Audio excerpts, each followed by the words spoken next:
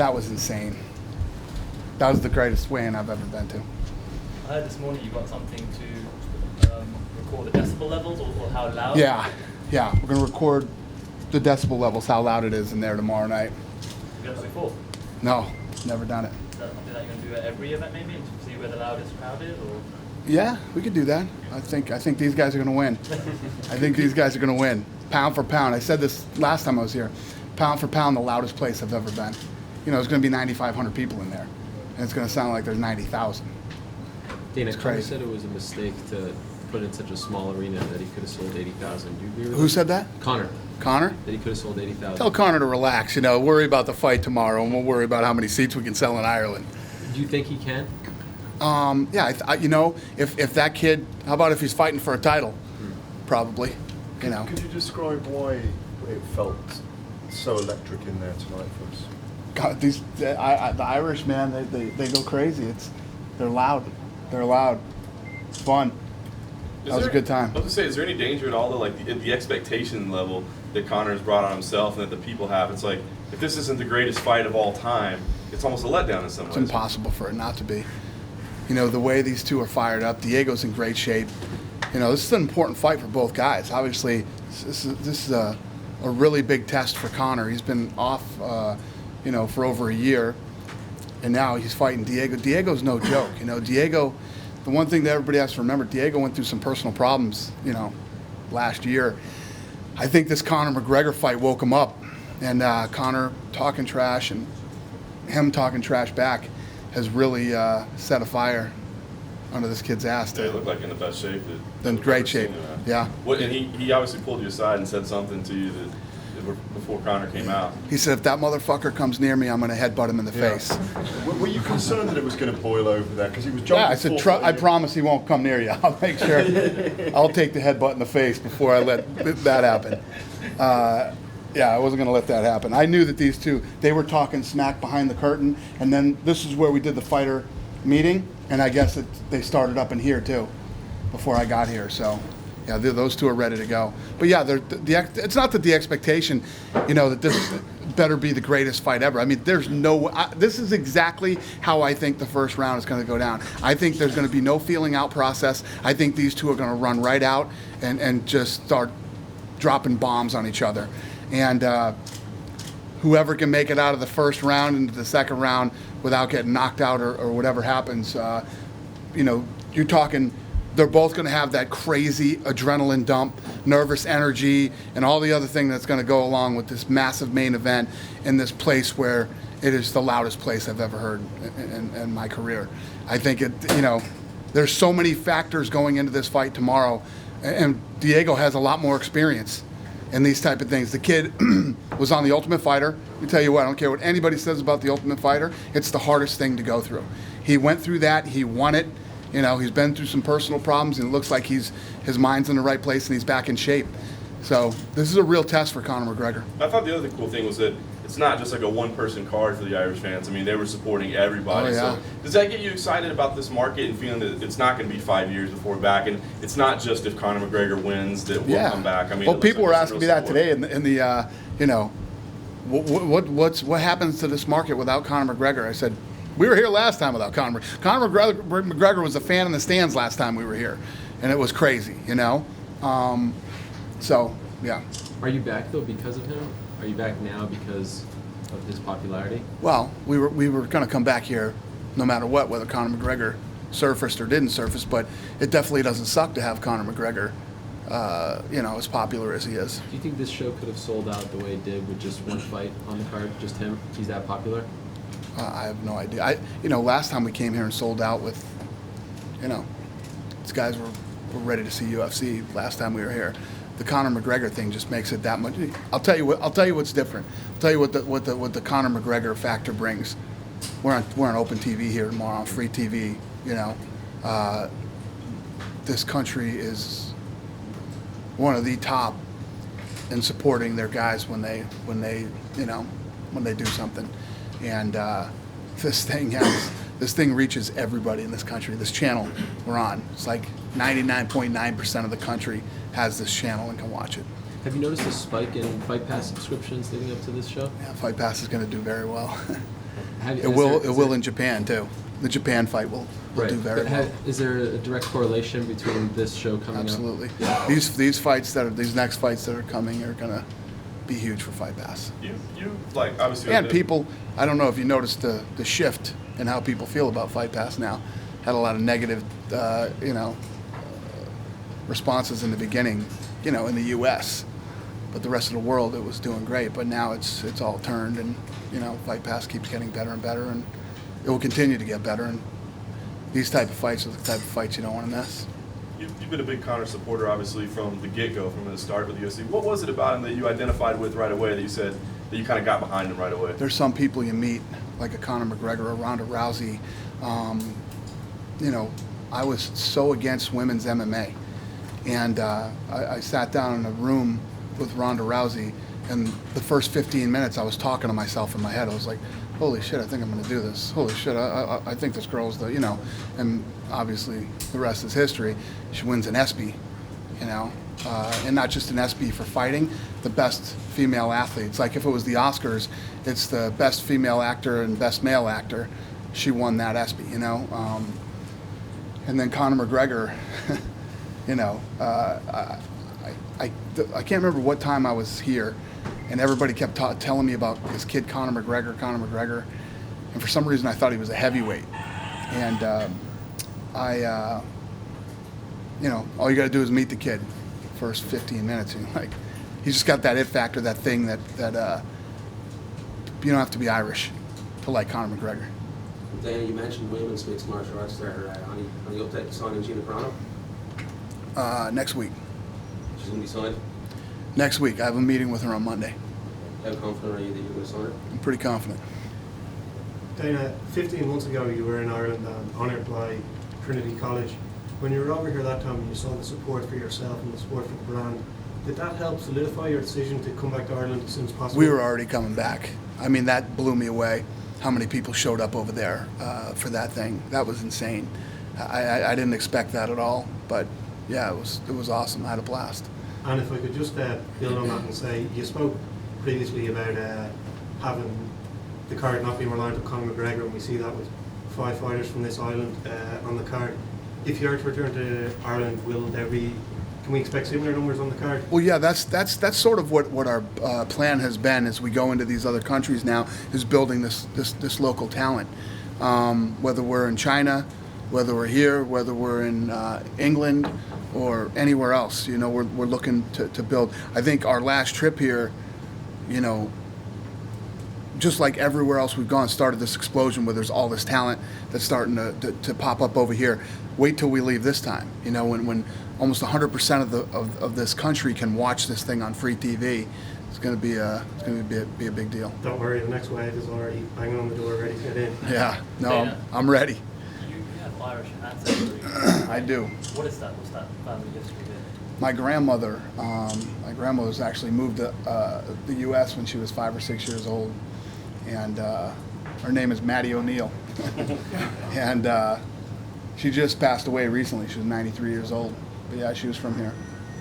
Do you know what parents? The reason I asked that. Yeah, it was either Cork or I can't remember. I think Cork. Yeah, we don't go down south too. The reason I asked about your ancestry is it a little bit frustrating for Lorenzo and Frank that here you are bringing another car to Dublin, yet they haven't cracked Italy. The Irish, you know what I mean? It's the best, man. Yeah, oh yeah, it's a bummer for them. Why have you never been to Switzerland? Huh? Why have you never been to Switzerland? We have a joke. Me and the Fertitas always joke about Irish and Italian. Ethnic jokes that fly back and forth. I won't say it here. That's start some shit. But yeah, they want to do Italy bad. Keeping the reception in there, will it be 5 years before you're back again? No. Well, we had this type of reception last time too. Everybody forgets that last event here was crazy. I think that's the last event that happened here is part of the reason this event, the event itself, has become like a big event. You know what I mean? The hype is different this time around, though. With Oh, definitely. I agree. Levels. So, what are your plans for Ireland? Well, here's the difference too. The difference is I was just tweeting about the paper, the Sun that had that pull-out section in there. It's a big difference when you come back and you're highlighting the kid in the main event who's from here, and has such a huge following and people. Like I said, Ireland reminds me of Mexico in the way that it supports its people when they become, when they're on their way and they start to become popular or doing great things in a sport. It's very much like Mexico, man. Like the whole country gets behind them, and that's the difference with Conor. And like I said, in the paper and everything, everybody can talk about a specific kid who's from here. And how's your experience been rolling up the kind of pre-fight activities, the open training today? Has it been positive? And everything has been amazing, man. The buzz here has been incredible. It's all been good. Last time I was here in Trinity, I was dealing with Meniere's, and I promised the people that showed up there that I was going to take them out for a drink. So tonight I'm actually going to go do it. I have a pretty good feeling I'm going to get fucking hurt tonight. Should we tell anybody where you're going to be? Yeah, well, I haven't decided yet. We're strategic. Every pub in town wants me to go there. So I'm trying to figure out where I'm going to do it and try not to get killed tonight. Has to be a pub crawl then, doesn't it? Huh? Has to be a pub crawl then. It's going to be interesting. Dana, A while back, Dana, you were talking about, or it was actually Gary talking about the implement of a Euro matchmaker. It seems to have gone quiet in that front. About what? A European matchmaker. Yeah. Is that still on the table? Is that still on the cards? No. We did talk about that for a while, but the guys we got right now, I'm gonna stick with them doing the matchmaking. Dana, you've talked for a long time about you go to a market for the first time and then it kind of spreads like a virus. This, to me, feels like the first example of that because you have guys who were fans 5 years ago and there's enough distance. The UK is a great example, too. But where we saw guys who were fans. The first time I went to the UK, right. I went looking for a place for martial arts. They had like one place. And there was like a couple of guys. Australia's another place. There were two guys that actually fought in the whole country of Australia, and now look at the difference, in Canada too. Canada is one of those places, but Ireland, it just seems so much more. But you got to remember when we went to England, our first time that we went to Manchester. Oh yeah. I mean, that was insane. The Manchester fight when we went there, and Bisping came out, and the place was crazy. It just feels this way now because it's been so long since we've had a market that you go into, and you got a guy like Conor. Bisping was that guy up in Manchester, and it's happened here in Ireland just like it's happened in all the other countries that we've gone to. Conor says that he has a vision he'll be a champion before the end of the year. Is there any chance that actually happens, that if he wins this fight, it would have to be his next fight, if he gets that, there's no chance? I understand. I love this kid. I love his attitude. I love the way he thinks. I love how much of a real fighter this kid is, and all the things that make Conor McGregor. I love, but I'm not going to rush him into something. He needs to. This is a big test for him. Let's be honest. If he goes in there tomorrow night and smokes Diego Brandao with the shape he's in and everything else, meaning Diego. That's impressive. Then we give him another test in the top 10. Then you move him up into possibly the top 5 if he looks impressive in that one. There's a way to do it. Would you keep him in Ireland? Would you keep him for like the next 3-4 fights in Ireland, or would you think that it's important to move him around? Yeah, it's important to move him around. Yeah. Dana, how's Tough 20 going? How's what? Tough 20. Tough 20, it's going good. Yeah. Yeah. Last time we spoke in Berlin. I'm actually pissed that I got to miss the fight today. The fight today is a really good fight. I'm bummed out that I'm missing it. Who was it? Nah, I'm bummed I'm missing it though. Last time we spoke in Berlin, I asked you about the format of the show in terms of will it be split up into teams, and you weren't giving anything away there. Yeah. Any update? Or It's different. There's teams, but it's totally different than anything we've ever done. How do you mean? Just we didn't do it the way that it's always been done. You'll see. Dana, Claudia Gadelia, obviously had a very impressive performance in her night. The strawweight debut in the UFC. What's her situation now? Is she going to have to wait to fight on the finale in December? Or are you going to match her up against I don't know. the losers in that? Yeah, she looked good the other night. Her first fight in the UFC. It's a lot of pressure. I don't know. And she's probably got the best abs in the UFC, right? Who's got better abs than her? Nobody. Roy Nelson. Yeah. If Ab. you sign Gina next week, as you're confident in, and you said you're confident in doing so, is it still 100% that she would get the next shot at Ronda? Is that part of the deal? I think so. Yeah. Would that be for maybe the New Year's card as far as how it would? Do you have a December time- probably. December. Okay. Dana, any update on the status of Jose Aldo's injury, and is there any possibility of maybe a Chad Mendes, Cub Swanson interim title fight? Aldo's injury was only going to hold him back 45 days. So we're going to put that fight in somewhere else. And just when talking about title fights, there's a lot of speculation that the winner of Brad Pickett and McCall might be right in the cusp of the title shot True. this weekend. How far away do you think the winner of this fight I don't know. is? I got to see how everything plays out on Saturday night, and then we'll go from there. You can ask me the same question Saturday night. I was going to say, I mean, speaking about the flyweight division, obviously the title fight that was announced got kind of a ho-hum response from fans. Was there any talk Which at all one? about with Carriazo stepping in? Well, I think a lot of it was, I mean, look how great Lineker looked the other night. Obviously, you have a fantastic flyweight fight this weekend. Was there any thought, we could just wait 7 days? You're going to make me say all this shit again. When people are ho-hum, look at the card the other night. I mean, you just never know what's going to happen. Lineker's, oh my God, that kid's a monster. That division is fun. It's exciting. There's a lot of tough guys in there. Also, was there any thought to hey, maybe we wait 7 days, let that Lineker fight play out, let this big flyweight fight play out this weekend before we make this decision to put Carriazo in there? No. Why did Demetrius have to come back so soon? Was there a reason for that? Did he ask to come back? Because he just fought. Yeah. When did he just fight? He fought in Vancouver in June. Yeah, in June. That's right. Yeah, I think we asked him to. Okay. So you wanted and that's why Carriazo was the best available guy. You wanted him to be on that card in particular. Yeah. Any particular reason why? To make the card stronger. Okay. Yeah. Just go back to the card for Saturday night. We all know the most important we're here to see Conor McGregor versus Brandel. What other fight stands out for you? Say that again? What other fight apart from the main event stands out? Yeah, obviously the co-main event with Gunnar Nelson. He's fun to watch. The kid is, his stand-up is so unorthodox and yet so effective, and and he's obviously a huge fan favorite too. People love Gunnar Nelson, and the Pickett McCall fight, another great fight. Yeah. Dana, there's supposed to be a breaking news press conference this morning. Was postponed. Can we get any sort of inkling into what that was about? There was breaking news on the phone this morning? No, there was supposed to be a breaking news press conference today, but it was postponed. I'll take that one, Dana. There was a European-specific announcement around some of our commercial partners. We've had to wait on making that announcement. We just couldn't get to getting everybody to sign off on it straight away, so we've had to hold back. But we'll be back with the announcement. Oh, yeah. That's right. I know. What sort of time frame are we looking at? Within the next 10 days. Okay, that's great. That's right.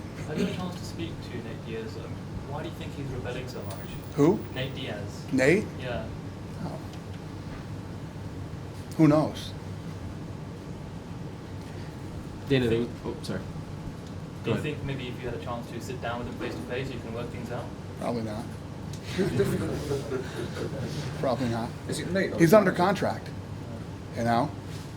He's under contract. When he's ready to fight, he can fight. The kid makes good money. The kid makes really good money. And the unfortunate part is he's not a needle mover. His brother is a needle mover. He's not. Is any progress with Nick? Nick is. Nick's not holding out. Nick said, I'm just not going to fight for a while. I'm going to retire. And I think that when that's your mindset, you need to take some time off. This isn't baseball or some sport where you can, whatever. This is fighting, man. You've got to be all in or all out. Is this one of the situations where maybe you and him can't work things out, and maybe Lorenzo can? Has Lorenzo reached out to him separately? To who? To Nate. Has Lorenzo tried to reach out to him to sort things out? Or No. This isn't a sort things out thing. You're under contract. You just signed this contract. He's unhappy for some reason. So. Who is happy? Who's really at the end of the day? At the end, when we signed Melendez, is when he got unhappy. When his partner got his contract, he became unhappy. Do you like the idea of Nick Diaz coming back and potentially fighting Anderson Silva when he comes back? Do you think that works? Whoever Nick, when Nick decides to come back, we'll talk about who he's going to fight then. There's no sense in talking about matchups for Nick until he's back. Dana, what's the? Can you give us any insight on the holdup of announcing the venue for Jones Gustafson too? Like we know Vegas, but You'll know when we tell you. When we tell you, you'll get it. Dana, It's tricky. Is that because Mayweather's fighting 2 weeks earlier? No. Or nothing to do with it? No. No. There's been mentioned a lot about the 5 years since the UFC came back to Ireland, but it's been 7 years since the UFC went back to Northern Ireland, Belfast. Is there any plans to go back to Northern Ireland anytime soon? Yeah, I mean, you know, what we're finding now, and Dana's articulated it well, is that we used to ask cities if we could come into the city, and now people are asking us to come, so that they're on the list, clearly. And after the success of this weekend so far, they're clearly on the list, so yeah, we'd like to get back. And was part of your plan to have these events, like Dublin, Northern Ireland, maybe Scotland, all set the same date every year? How close are you to making that happen? Ideally, that's what we'd like to do. And Dana talked about it all the times about consistency, to make sure that the fans can prepare and plan, the networks can prepare and plan, the commercial partners can. It's all part of the business. And just saying that on that point there, the response and the reaction to this market here in Dublin and in Ireland, the way the fans will take it to, I think, in 3 minutes or something like that. Does that have to make you, rethink your strategy of, the MEA events, like scheduling and things like that? Yeah, you just wish they had bigger arenas. I mean, these guys created this monster, and it's catching fire everywhere. So, now ironically, 5 years ago we were here. Yesterday at the Open Workout Conference, everybody's asking when are we going to Croke Park? Jesus, 60,000 people. So that's something you're seriously considering doing? Because the sky's the limit. These guys have got this business. I don't remember who was there at the press conference when I told you when we hired him. I said, watch what this guy does with Europe, and look what he's done with Europe since he's been here. The job that he's done is unbelievable, and we knew he was the guy, and I'm telling you, there's things that you guys don't even know, the behind the scenes stuff that this man has done. He's unbelievable, and it's one of the best hires we've ever had in the UFC. What are some of the factors that dictate exploring a new market? What are some of the factors that dictate what? Whether or not you go into a new market, or say, for example, a country in Europe, they came to you, say on a governmental level, they came to you and said, we love the tourism aspect of this, would you That helps. consider coming in? That helps, yeah. It definitely helps when the arena is excited about you coming, the city and country you're coming into is excited about you coming, sponsors in that market are excited about you coming, the networks are excited, all that stuff really helps. And I'll tell you what's interesting, and he can talk more about it, but this Dublin card has really kick-started Europe, and a lot of people in Europe, different European cities now, are very interested in the UFC because of this Dublin card, right? Yeah, absolutely. Yeah. Dana, there was a report today that Cerrone's going to fight Nurmagomedov. Is that true? At 178? That was supposed to be true. That fight is made. It's done. 20 minutes later, he went into the gym and blew his knee out. Who's that? Khabib. Really? 20 minutes later. 20 fucking minutes later. So he signed. It was all good. Done. Bout agreement's done. Email went out last night from Joe Silva, said this fight is done. Both contracts are signed. Da-da-da-da-da. Boom. 20 minutes later. You're not going to fucking believe this. The fight is off. And what kind of an injury is it? Like ACL? Knee? I don't know. Is it an injury where you just save Cerrone for later? No. He's out for a while. He's out. So what do you do with Cerrone now? Make another fight. Anyone come to mind? No. He's pretty close, right? We had a fight done. No, I know. If we had another one done, we'd be really good. But he's right there. Yeah, he is right there. Right? Yeah, let's talk about that. I didn't see you guys. How fucking awesome did he look in that fight? How about he stopped him twice? He finished Jim Miller, who, by the way, when he stepped into the octagon, looked like he was in the best shape I've ever seen him in. He looked awesome. Cerrone stopped him twice. Stopped him with the shot to the body. Ref let him recover and get back up and fight again, and then stops him with a head kick. Maybe a Nate Diaz rematch. They don't. That could be the one. Come on, you guys. Ridiculous. No? I don't know. Call Nate and see what he says. Well, he's Get it done, Ariel. He's specific. Do I have your Yep. Do I get a cut of the pay-per-view? Okay. Yeah. Awesome. It's on the record. Yeah. You think that pay-per-view is big enough for you to get a cut? Well, Well, it depends on who else, but I maybe disagree with you. Listen, saying, I don't like when I you say said he isn't a needle mover. I think Diaz is a needle. I mean, he's not, Nate Diaz is not a needle mover. I love Nate Diaz. Nate Diaz is actually one of my favorite kids. I always got along with Nate. Nate was always great. Lowest rated Fox show ever.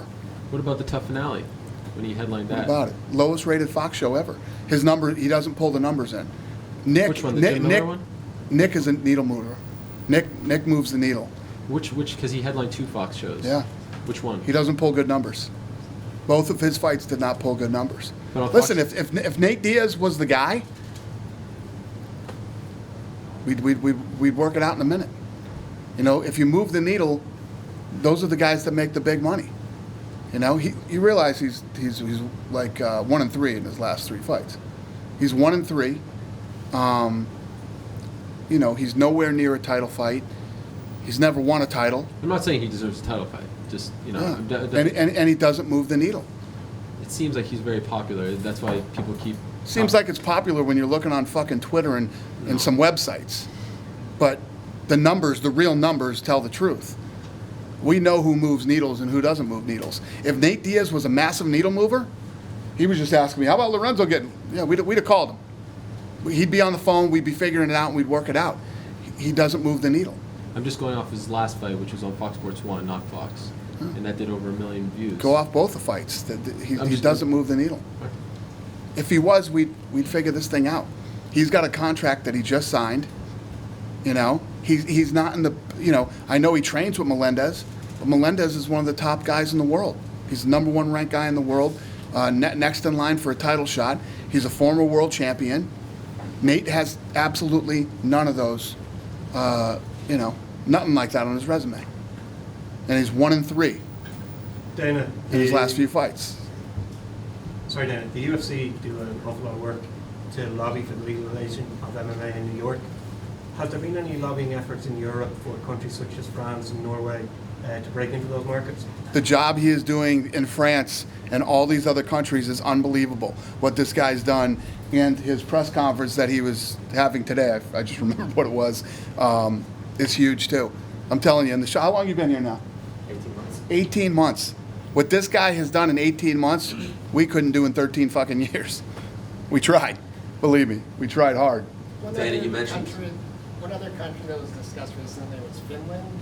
I don't know, is that potentially in the plans for this year, the Helsinki show? Yeah, we had some discussions in Helsinki, and again, they, you know, the city now end up putting a we go into a bid process, so the cities come to us with what they proposed, and we liked it. We liked everything about it. There's a couple of things that we didn't like, and there was other cities that we preferred. So we'll be making an announcement on where we'll be going in that fourth quarter in the next 10 days. So you've now got a situation where they're coming to you with bids and you say yes, no? Yeah, including the city, so the mayor and the council. The economic impact on Dublin this weekend is huge. Think about the restaurants, think about the bars, think about the hotels, think about the airline flights. So that's how you build that. You know, that's how you build up. We're in a bid process. People want. There's only going to be so many you can have in any given year. There's a lot more cities than there are events. Is there a figure estimated for the economic impact here? Yeah. We're having a study done this weekend to measure it. Gary, you mentioned on Wednesday that there was going to be 5 EMA events this year. There should be 2 more left after this, Turkey and Sweden. Does that mean one of them's up? We actually said we were going to do 6. We've got 1 more to come in the fourth quarter. The other one was in Turkey, in Istanbul, if you remember. Yeah. And there was some political unrest down there, and it left us a little bit nervous, so we just decided we didn't need to go into there. But we're going to postpone that and maybe go back to that market. That's still a big market, but we have to be careful. Will that date be replaced with another European city this year? Yes, it will. Any Dublin? Sorry? Dublin? We're going to go to Cork. You know, it's funny, all the interviews I did today, they're like, when are you coming back to Dublin? I love that question. I haven't even fucking left yet. The fight's tomorrow. And Dana, you said to me in Berlin that Fox Sports were possibly they were interested in taking this fight. Obviously, Colin Miller dropped out since then. Did that have anything to do with them not taking it up? No, they want all these fights. But do you want this, obviously, on Fight Pass, obviously, added in big? So what happened, just so you know, we went in and we offered Fox Sports these fights that we're doing in Europe and everything else, and they took a pass on it. So then we started Fight Pass, and now they wish they didn't take a pass on it. And as well, how much obviously you've added big to Fighting Championship Sean and Matt? Have the subscriptions gone up since then? How much of an impact has that made on Fight Has Pass? Invicta? Yeah. No. I don't know. I don't know if they've gone up. But what happens is we sign Invicta, but when the fight happens, people that want to see the fight, like I said, you're going to have these people. Fight Pass keeps getting better and better. Tons of good feedback about it and everything now. And you're going to have the people who are going to pay the $10 a month that have to get all the content and do whatever they want to do. And then you're going to have people that will jump in for that month for that fight. And then they'll jump in another month for another fight. And now we're starting to offer year memberships and all these other things. So you're going to have all types of different people that purchase it in different ways. Do you have an update on Stefan Struve? Yeah, Stefan's okay as far as I know. Everything's good, and he wants to fight, and he wants to sit down and talk. And are you interested in that? Yeah, I love Stefan Struve, man. I love the kid. Would he have to go through a serious amount of tests? It's not. He already did. He's been cleared to fight. It wasn't his physical; it was his mental that night. I think, he started to black. It's just. He's he had this issue, and I'm sure he's nervous about his health. So we'll see if he can't do that again. That can't happen again. You recently signed Holly Holm, and that excited a lot of people. But at one point, it seemed like the deal wasn't going to get done. So how did you get it done? Lorenzo did it. Did she get a better deal than some of the other bantamweights? Because it seemed like money was an issue for a while. No, I wouldn't say she got a better deal than anybody. The market there is what it is. You get a huge lottery ticket if you get the fight with Ronda Rousey. That's your lottery ticket. And you'll get that fight as well. I know she's healing up right now, but is there a plan to bring her right into a title shot as well, or do you think she would have to fight first? She'll fight. She's in the UFC. She'll fight. Some of the girls and work her way up to Ronda maybe. We haven't talked to you since 176 was canceled. Can you just explain why you decided to make that move? Yeah. We lost the main event, and we started working on putting together different fights and trying to keep the thing together, and it just made more sense to cancel it. For us, it's just, for the viewer, for the fans. We didn't cancel it, we postponed it. Oh, fair. Yeah. But it's just like, there's no event. But for you guys, what's the ramifications there? Staples Center, pay-per-view, how big of a hit do you take when you do something like that? Well, it's not fun to cancel events, but 13 years, we've canceled 2 events. It's not too bad. But does that really piss off the pay-per-view providers? Does that piss off Staples Center? Well, it's not great for anybody, and ticket sales were kicking ass for that fight too. So why didn't you just keep that it sucks too with Jacare and Mousasi and make that the main event? We could have. We could have done that, and we looked at a couple other fights, but we just thought it was better to postpone it.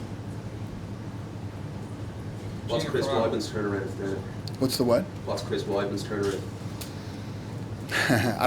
We haven't talked to Chris yet, so I don't want to say anything till we talk to Chris. Who would you like to see him fight? He wants to fight Vitor Belfort. He wants to fight Vitor Belfort. His licensing, any update in the Yeah, we want to make that fight happen. That's the next fight. That fight should have already happened, before the Machida fight. That's the fight we want to do, and that's the fight that Chris Weidman wants. I love this kid calling out Vitor, and he's awesome. Do you still think Vitor deserves it after being on the sidelines for so long? He wants to fight. The champ wants to fight Vitor Belfort, man. I don't blame him. I would too. Does that fight have to take place in Nevada? No, it doesn't have to take place in Nevada. But he would have to. That fight would be big in Brazil too. You would do that in Brazil? I would do it in Brazil. Yeah, as long as the commission clears him. Yeah. So you'd have to go through Nevada. Would have to give him the okay. Right? Yeah. We'd want the okay from Nevada, and if Nevada was cool with it, I'd do it in Brazil. But for Chris, it seems like as the champion to go to Brazil, not the best deal, right? Yeah, where are we going to go? New York? No, but you could go to Nevada. Yeah, we could do Nevada, But I'm saying, you asked me, I said I'd do the fight in Brazil. You know how big that fight would be in Brazil? Yeah. Huge. Probably sell at Crow Park there as well. Huh? You sell at Crow Park if you want to do it there. Yeah. If that fight would be big in Brazil. That would be a big stadium we'd sell out there and be a big fight. Dana, are you optimistic then if you You've got Gina's meeting next week. You've signed Holly that within a couple of months you could have Cyborg as well, so you have all of them fighting in line. I'm not ready for Cyborg. No. No. So it's been I'm not ready for the shit I'm going to hear from you fucking guys with Cyborg. I told you, this whole script will flip when I sign her. As soon as the day I fucking sign Cyborg, all you're going to be talking to me about is drug testing. Drugs. Dana, given the It's a fact funny game you guys play with me. Given the fact that the UFC self-regulates events outside of the United States, does that give you any leeway? Certain states. I mean, certain. Well, in Europe and things like that, right? Huh? You self-regulate in Europe. Yeah. You follow what the commissions in the US do. Right. Does that give you any leeway to try alternative judging methods or alternative? An alternative to doing what? Alternative judging methods, because I know you're quite unhappy with the judging in the States. No. So what we do is when we leave in the places that we do self-regulate, we follow the exact guidelines of the Nevada State In Ethics theory, Commission. you'd be able to change it if you wanted to. Yeah, but I wouldn't. You know, unless Nevada did. What was your initial reaction when you heard Argentina had tested positive for EPO? Yeah, it just sucked. Sucks. Do you think the ban justifies the crime, 1 year ban, or do you think it's more severe? Yeah, whatever they say is what it is. Would that apply to markets like you were saying? Oh yeah. So you just Oh yeah. same punishment would apply? Absolutely. Absolutely. I know you said that mandatory blood testing, your entire roster, would cost you way too much money. It's millions of dollars. Yeah. Do you think that maybe you could just start with... And what people don't get about that, when people ask, they're like, I saw some stuff on there, people on Twitter going, how can it be millions of dollars? That makes... Just the flights alone. The flights to go back and forth, depending on where you got guys fighting. If your main event is Brazil, you know, I'm saying if your main event is Brazilian, or and the other guy is in Seattle, these drug guys are flying back and forth nonstop, plus the testing and everything else.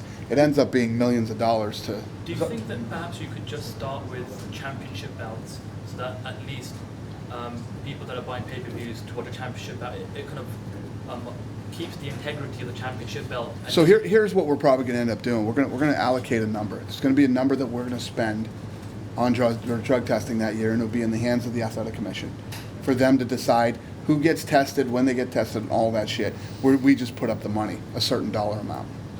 Dana, to go back to tomorrow's fights, obviously there's a strong prelims with a lot of Irish guys on the card. Neil Seary, Paul Bender, and Paddy Gilligan. Are you expecting a full house for the opening bout? Are you kidding me? Were you at the weigh-ins today? Yeah, I mean, I think this place is going to be packed for the first fight, and it's going to be rocking all night. It's such a unique experience to come here. I know a lot of the media guys from the United States wanted to be here this week for this fight, whether their companies paid for it or they didn't, you know. I know some of you guys are out of pocket on your own from the States to come cover this fight. First of all, thank you. Second of all, good decision. You know, if you're a fight fan, then this is a fight to see. It was full 5 years ago when the first fight took place. I agree. Completely full. It's going to be crazy, man. It's such an awesome experience to be a fight fan and come to a place like this. It's so cool. Hey Dana, Gunnar Nelson wins tomorrow before now in the UFC. Do you think he could be the next poster boy for a European card? No doubt about it. I mean, people love Gunnar Nelson too.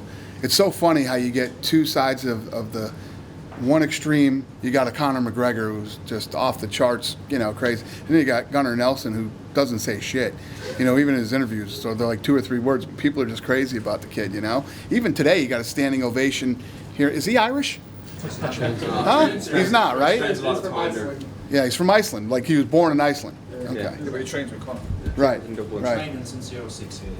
Right. Yeah, they love him here too. He says he wants to fight Rory, and Rory, you know, doesn't have a fight. Would you Who does, Gunnar? Yeah. That seems a little quick to me too, to jump right up to a kid like Rory. But who knows? You've taken kind of a slow approach. I mean, he's fought a lot, and people think that he's ready for a top 10, maybe even top 5. What people? The people. The people? Yeah. The ones on Twitter that you love. Those people? Yeah.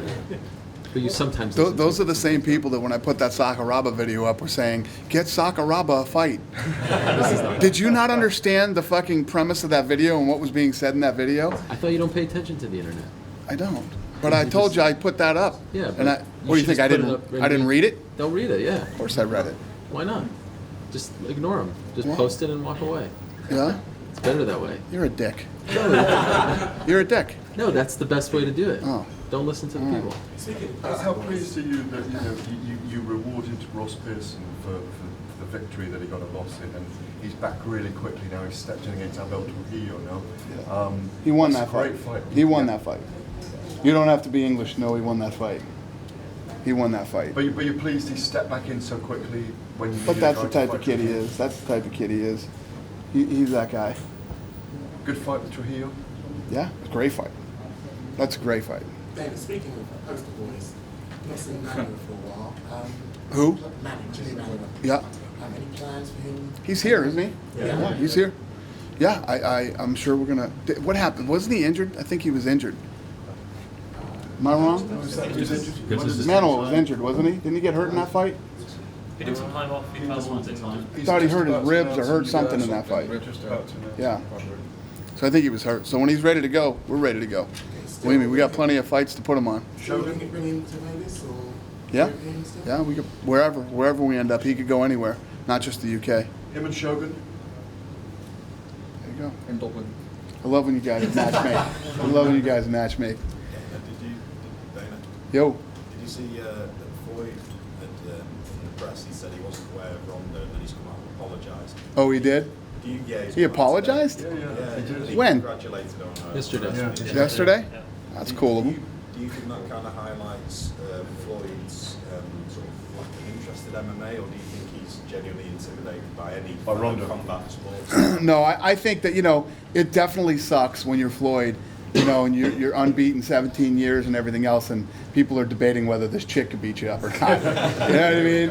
I don't think that's fun for him, but, if Floyd really understood MMA and how it works and her level of judo and everything else, it's still it's a hard thing for guys to wrap their brain around that a woman could do that to you. But it's cool that he came out and said, it's cool that he did. And of course, what he said was, "I never heard of him," So that was kind of his dig. Do you believe him? At He her. doesn't know who she is? Do you believe him? No. Me neither. It's a difficult Because position for Floyd. everybody's been saying it for so long. He knows, but. Like if Floyd turns around and says, someone says to Floyd, that Ronda Rousey beat you, he can't say, man, why would knock that woman out? Because the headlines make That's it. why I said it's a no-win situation. It's you'd be like, I'd kick her ass, and you're talking about beating up a woman, and it's a no-win situation for Floyd. After Rousey's last performance, winning in 16 seconds, there's been a lot of comparisons of her and Tyson in his heyday, where perhaps people are tuning in just they don't care if it's a 5-round war. They're expecting maybe a quick finish. Is that a fair comparison? No doubt about it. You have to wonder how fast is this going to be. Her last performance was unbelievable. And the thing that's scary about Ronda is, you knew where her judo was anyway. Now her hands are getting really good. Like her hands are legit now. And she was telling me during that fight, she said when I hit her, I knocked her out with the shot, and then I sort of caught her under her arms, hit her with a knee, and then threw her. And she said her body was just like a rag doll, when she went. And she said it all happened so fast. What's crazy about the Ronda fight is 16 seconds, but what happened in that 16 seconds was unbelievable. How was her knee surgery? Huh? How did her knee surgery? It went great. Yep. She didn't have surgery. Like a scope. She just had a scope, yeah. It was fine? Do you ever get worried that Ronda will clean out the division and there's no one there for her to fight? Well, she's got some fights set up for a while, so.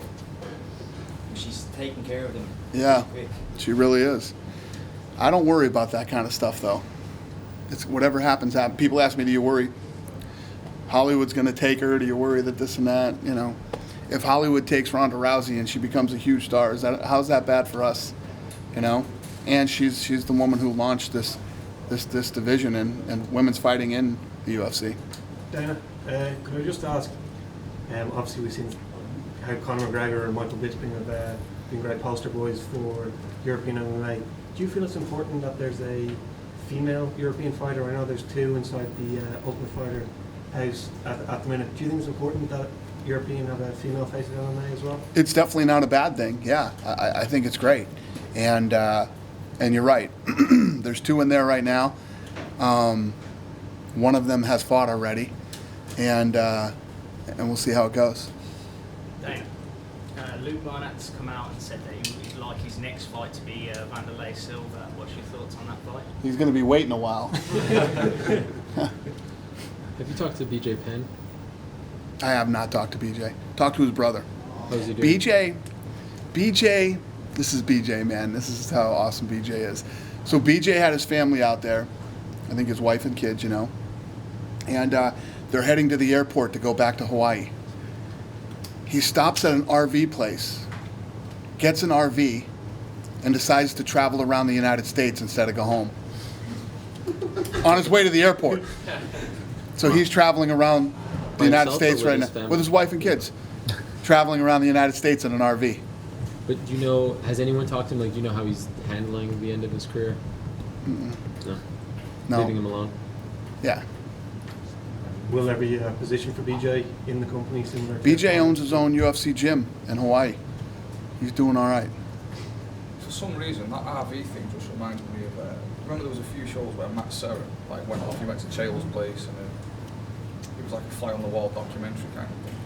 I didn't see that. Countdown thing. You know what I'm talking about? What was it called? Because it was quite good. You know, Cerrone's a character, and then he stopped. He's awesome. So I don't know what. You don't remember. Oh yeah, where he was going and doing things. Went in the gym Yeah. Yeah. Well, the thing is, look at the guys that Sarah and Longo are pumping out now. I mean, they're creating fucking unbelievable what these guys are doing. Neighborhood guys as well. Yeah, it's unbelievable what those guys are. They're one of the best camps in the world now, without a doubt. Yeah. They can have their own reality show on Fight Pass. Yeah, they could. On friggin' Fox, they could have their own reality show.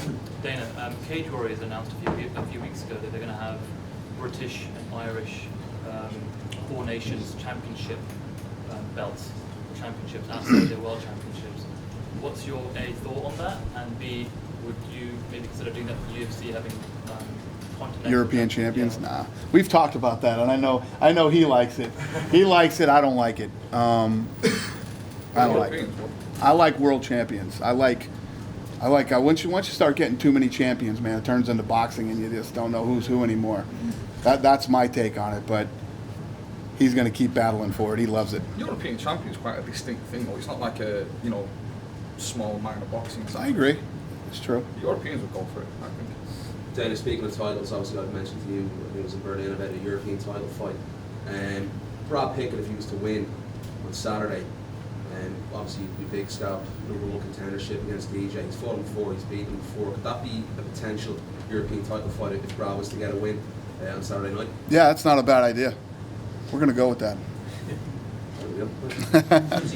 You can take full credit for that one. Is that set in stone? If he wins, is he number 1 contender?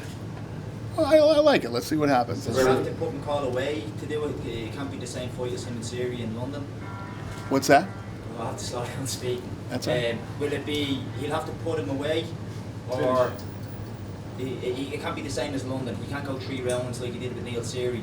Will he have to put Ian McCall away? It definitely doesn't hurt when you do that, you know? But Ian's a tough, which actually you look like Ian's bigger brother. Without the twist on the mustache. Ian's a tough guy to do that to, so if he did, that'd be very impressive. But that's a fight that would definitely sell. No, I love it. I love that fight. Would you go as a main event pay-per-view? I don't know. Listen, I don't make fights right here, right now. You got a great idea. Let's see what happens. Okay, I like it. Fair enough. This Gina Carano fight with Ronda, she gets the immediate shot. Like, is she getting that just because she's a big name? She's not had a fight since 2009. Here's the thing with that. Yeah. You're gonna bring me into the Cyborg water again, but she did a damn good job against Cyborg, and Cyborg was a little jacked up on Mountain Dew in that fight. You know what I mean? Huh? It was 5 years. Yeah. 145. And she's the one that started this whole, women's MMA craze, and Ronda wants to fight her. Ronda has done everything that we have asked her to do. This is like a GSP situation when GSP asked us for Diaz.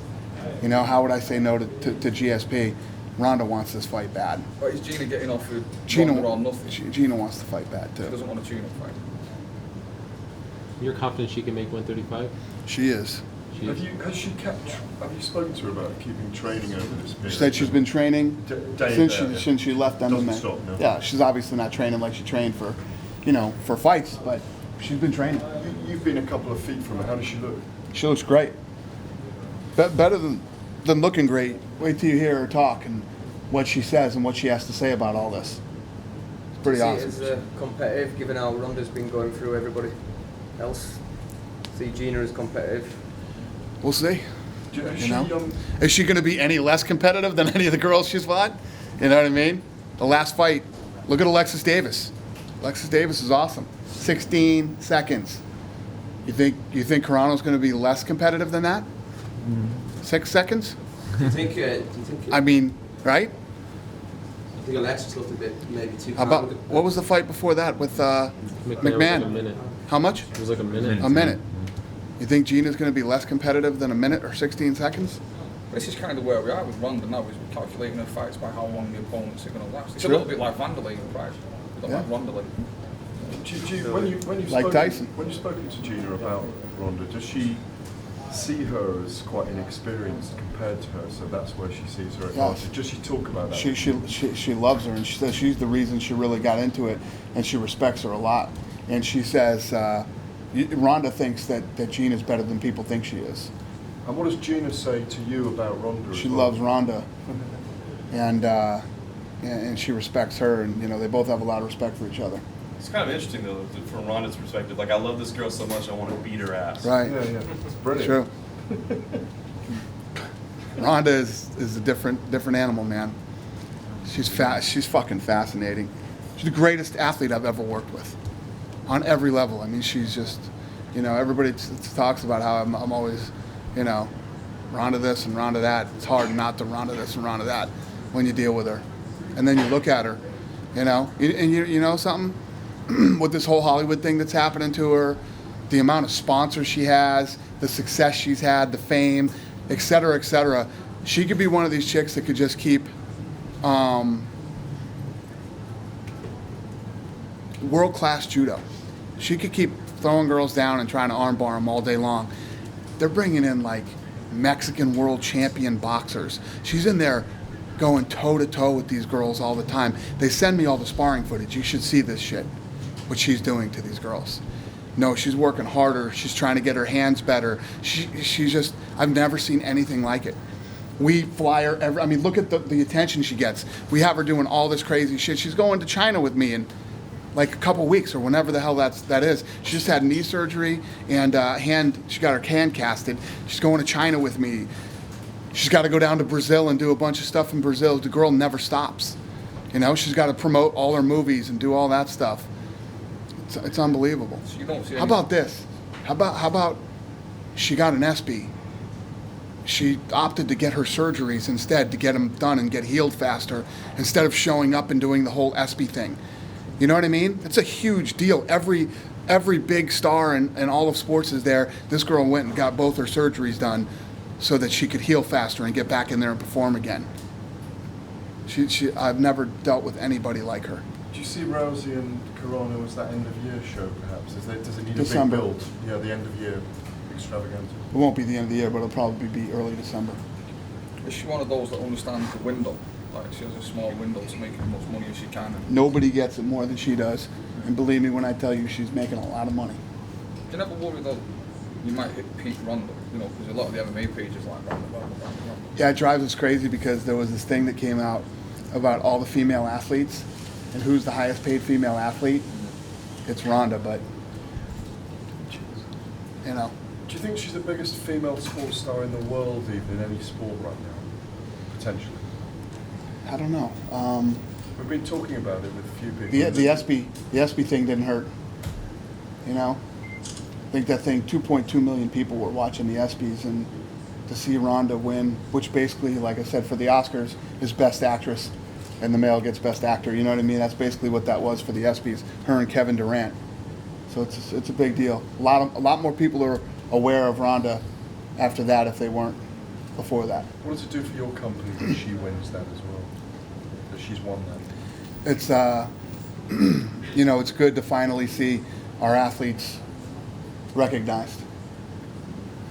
by somebody like, and when you think about, if you think about, since we've done this Fox deal in the United States,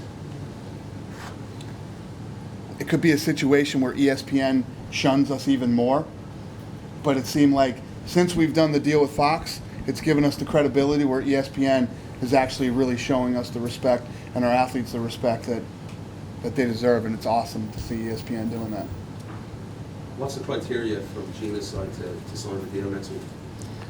The criteria? Is there certain stipulations? Yeah, I mean, I think the criteria is us sitting in a room together with a lawyer. You know, I can't wait to meet this guy face to face. Do you foresee problems? Because you're quite confident. Oh, it's definitely not going to be. It's not going to be. You know, it's going to be a typical Monday. Shitty day. You'll get it done though. Yeah. You've kind of given us some leverage though. You've already promised the title shot, a big payday. You know, then you're going to go and do the deal. And she knows you want to make that fight. She can sit back and go, stick another zero. Yeah. Probably. She can have We'll another see. zero. And then, Well, we'll either say no to that zero or yes to that zero. yeah. Dana, Gary mentioned on Wednesday. I'm not when we go into deals and do stuff. It's not like we go into a deal and we're like, you know, me and Lorenzo are like, all right, let's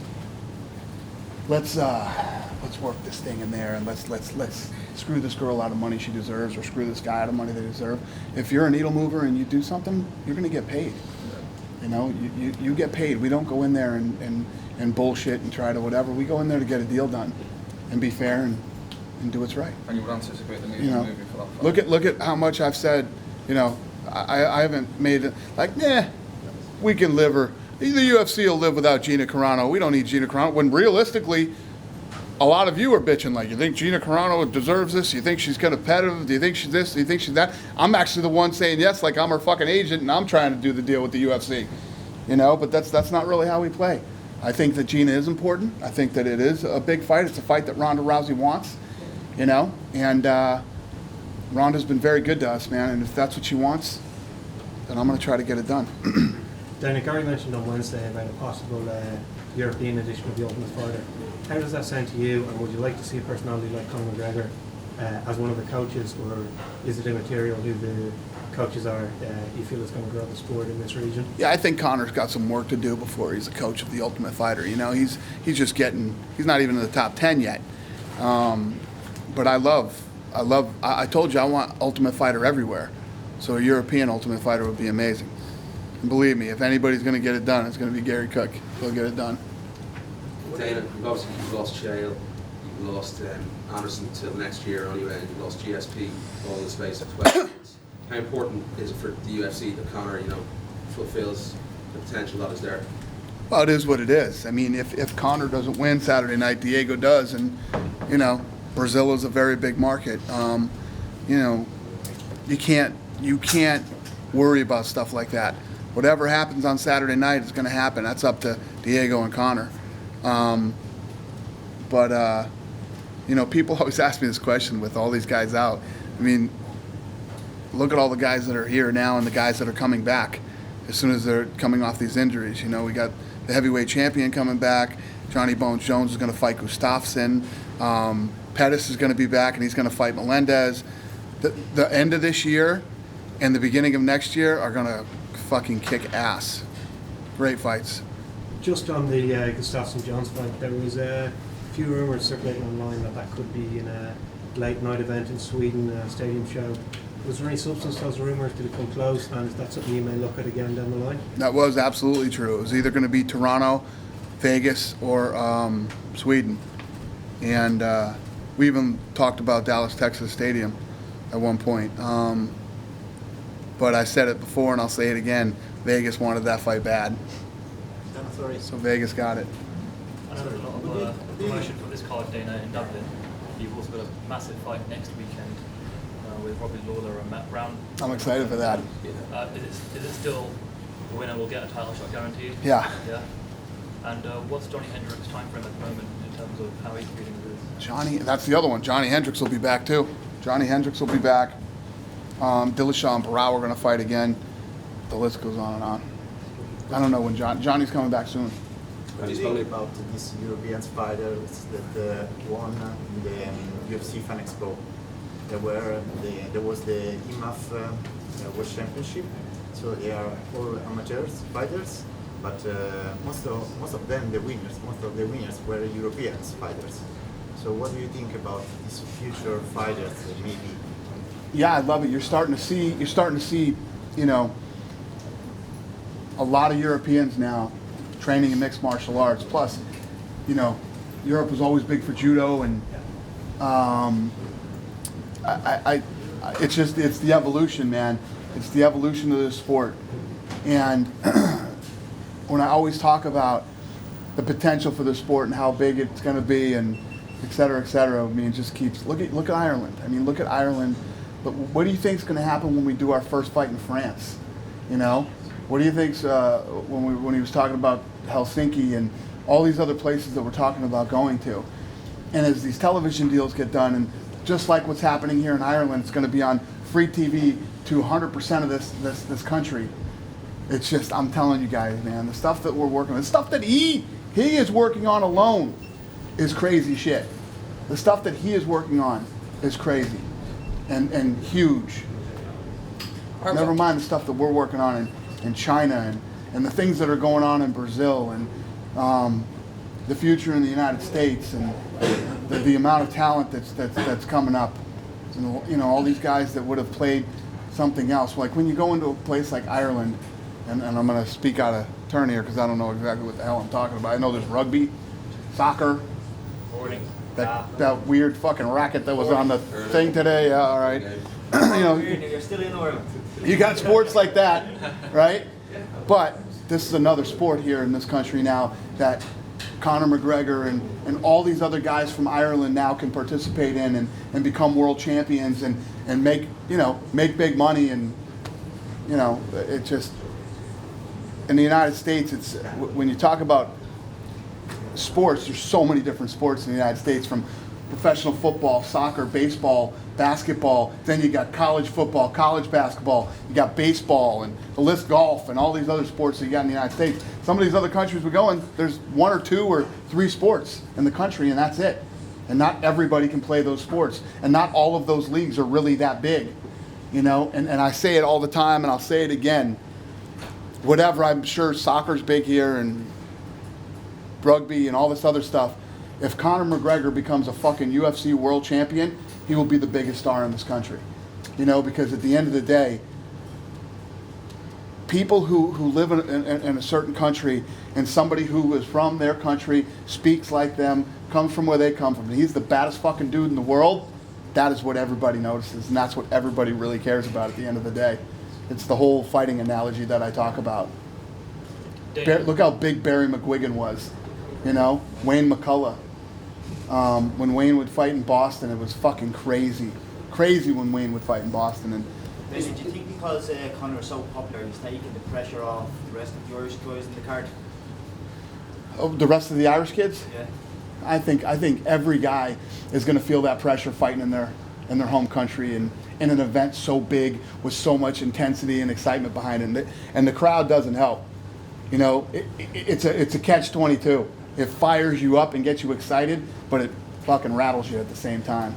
When you were studying between those two, Conor and Brandon, and you kind of had to get your hands involved and stuff, like, what did the energy feel like? Sick. Ready to go? It was awesome. When I walked back behind the curtain, I was like, holy fucking shit, that just happened. That was insane. The crowd, the shit he was saying, and it was just, I love it, man. Love it. Can you tell us about how when the UFC event comes to a city, there's a massive economic impact of the travel and tourism? One of the major news headlines that's made front page news all week here in Ireland specifically has been the Garth Brooks concert cancellations. Have you heard about that? Somebody said something about him doing 5 dates here or something today, but I didn't understand what it... So what happened, and correct me if I'm wrong, some of the Irish guys here, that he was originally planned to have 3 concerts, sold out within minutes, wanted a 4th and 5th, sold tickets for it but didn't get permission to have the 4th and 5th date, and then said either 5 dates or nothing at all, and then the council said, right, it'll be nothing at all. It wasn't granted the license. It wasn't granted the license, so he said, right, I'm not going to do any. So you've had all these thousands of tickets sold around the world, people can't, obviously get their money back, but flights are booked, hotels are booked, and I'll be getting reaction from fighters all week who've been talking about, well, the UFC's here, and so anyone can't get to a Garth Brooks constantly maybe watching UFC on TV, but the UFC wouldn't do something like that for such an important market. So that's what I'm trying to get your kind of reaction to. Yeah, no, it's huge because, like Gary said, we're doing an independent study here to see what the actual impact is. You know, last weekend or 2 weekends ago, whenever the International Fight Week was for 4th of July, we had a $175 million impact on the city of Las Vegas, and that's non-gaming revenue. You know, you're talking just hotels, restaurants, shopping at the malls, going to the nightclubs, etc. And it'll be the same here. Shoot, my bar tab tonight's going to have a huge economic impact on the city. Final could be the worst country you've ever said I'm going to buy everyone a drink in. What's that? Yeah, I couldn't have picked a worse country to say, hey, I'm buying beers. Some guy said on Twitter, a brave man offer to buy free beer in Ireland. Dave, So, just a question. Conor McGregor's coming in for the fight tomorrow. he's here. Yeah, he was here at the weigh-in tonight. Is he been invited by the UFC? Has he been what? Is it off his own back, or has he been invited by the UFC? Yeah, no, he wanted to come to this event, and he hit me up and said, hey, I want to come. We said, no problem. Yep. Is he just here as a fan, or as a? Yeah, as a fan. He's here as a fan. Yeah. He's Scottish, apparently, and so he's like Scottish, Irish, it's all the same. Not when it comes to whiskey. Then I know you obviously have so many new markets that you're trying to get to. Is there one market that you haven't been to yet that you secured and that you will be going to at some stage in 2015? India's one we've been working on hard, and we're very interested in. And there's still a lot of things that we want to do down in the Middle East that Gary's working on. Gary's working on some really good stuff in the Middle East. Or would you say that India's the closest to being a guarantee for at some stage in 2015? Well, I'm saying that's the one that we really care about, that we really want to figure out and get done.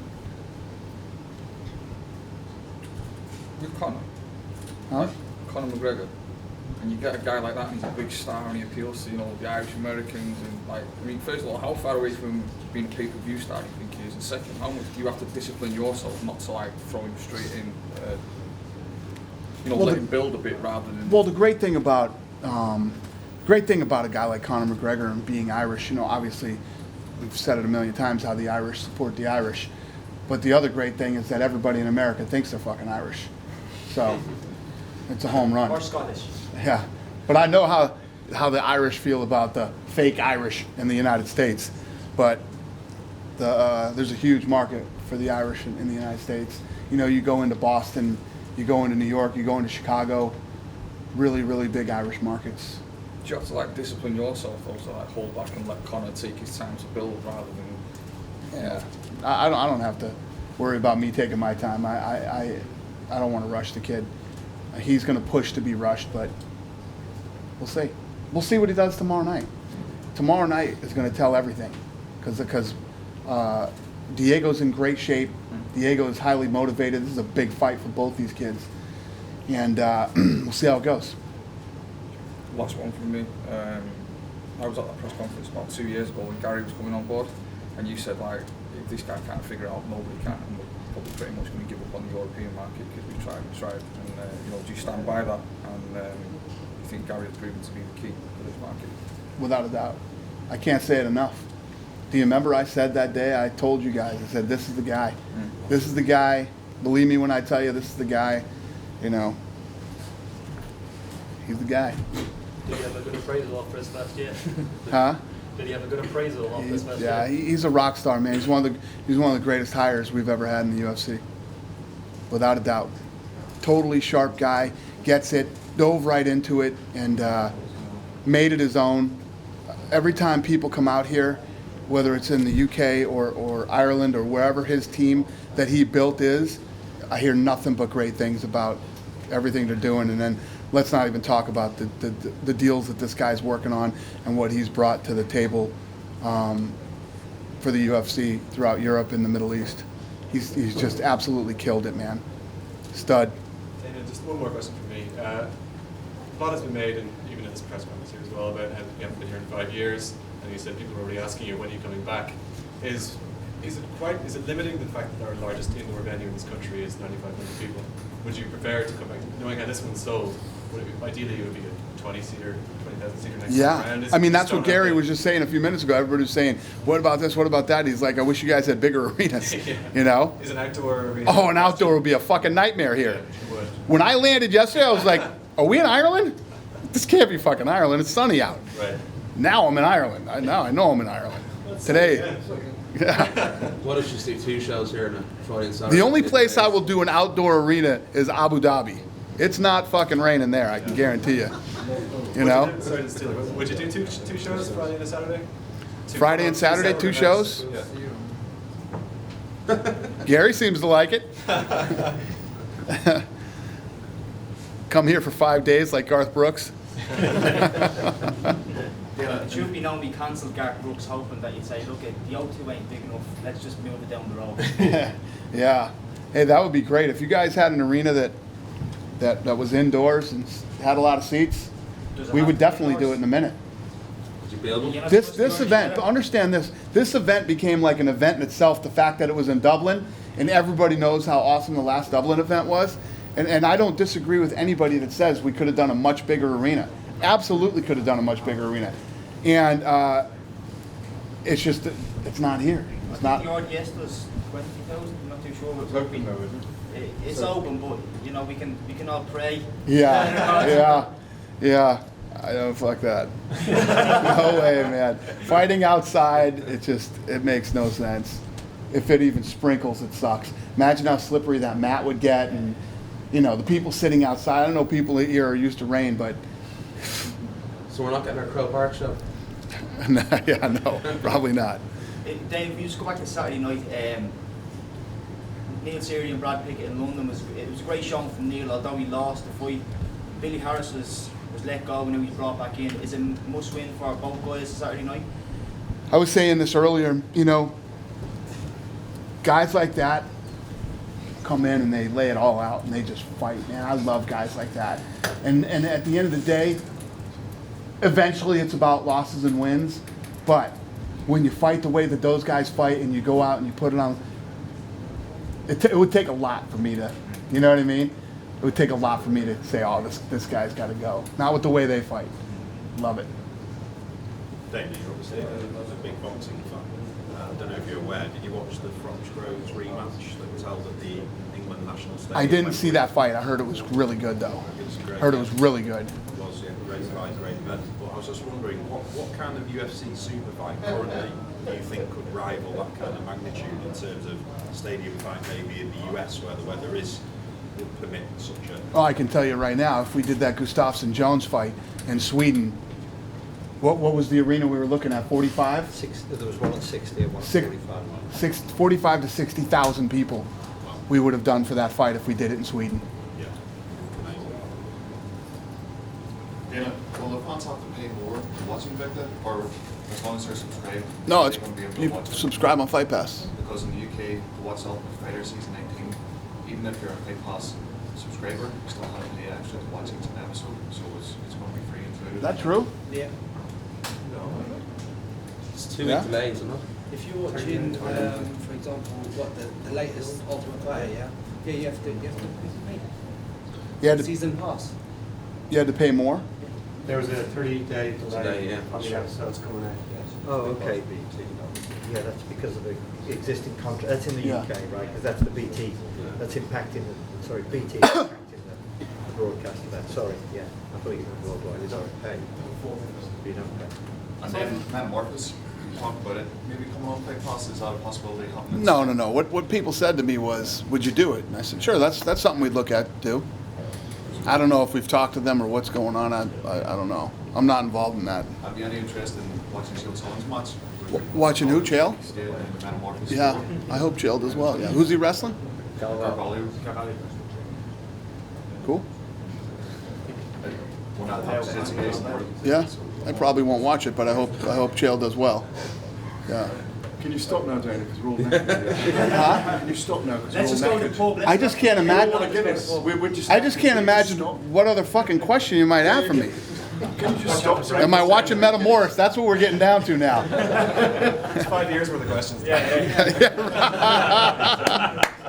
That's awesome. Any update on your next fight? On my next fight? Yeah. I'm gonna fight the treadmill tomorrow morning. Someone actually said downstairs that you're getting big. What's your personal best deadlift? I'm getting big. Well, I did this during International Fight Week. We had a 5K run. I ran it and it beat the living shit out of me. I literally got sick for the last 2 weeks. So I haven't even worked out in like 2 weeks since that run. That run fucking hurt me. 29 minutes, wasn't it? Yeah, I did it in 29 minutes. Yeah. There's no deadlifting right now. There's no deadlifting going. Ask Lorenzo what his deadlift is. Ask Arnold Schwarzenegger what he's deadlifting right now. It's ridiculous. Now, if we're getting down to what my deadlift is, we're really scraping the bottom of the fucking bucket here. Last question. All right. Once the Fight Pass camera turns off, can you tell us where you're having a drink tonight so we can join you? Yeah. Yeah? I will. Don't tweet it. Don't. I ain't tweeting it. All right. I want a drink with you. Bye, Fight Pass. Tune in tomorrow.